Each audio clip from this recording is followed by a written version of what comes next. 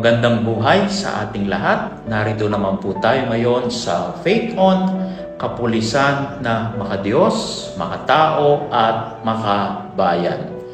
Sa bawat kilos at tungkulin ng ating kapulisan, nasasaksiyan natin ang filosofiyang gumagabay sa kanilang paglilingkod, puno ng pananampalataya, malasakit at pagkamakabayan. Ngunit hindi nila ito kayang mag-isa. Kaya sa gitna ng hamon ng makabagong panahon, kailangan ipaalala ang tatlong haliging dapat isabuhay: ang pagiging makadiyos, makatao, at makabayan. Hindi ito dapat manatiling slogan. Sa panahon ng trolls, fake news, at mga nagkalat na edited videos sa social media na sinasadyang putulin o baluktutin ng katotohanan, ang pananahimik ay pakikiisa sa panlilinlang. Ang pagkalat ng mali ay aktibong paninira. Ang katotohanan ay hindi laban ng iilan. Tungkulin natin lahat habang ang kapulisan ay naninindigan.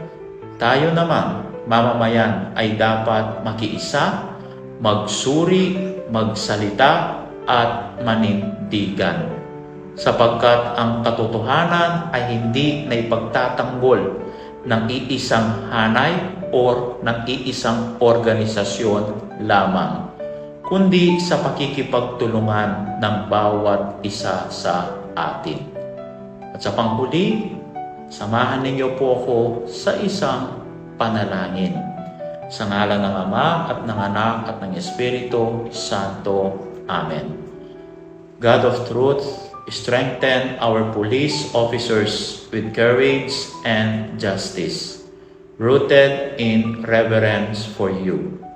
Renew our minds, that we may discern what is the will of God, what is good and pleasing and perfect.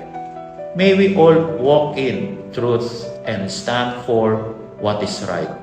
Through Christ our Lord. Amen.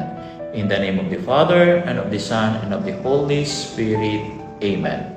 At sa bagong Pilipinas, ang gusto ng pulis, ligtas ka. Muli po sa magandang buhay sa ating lahat.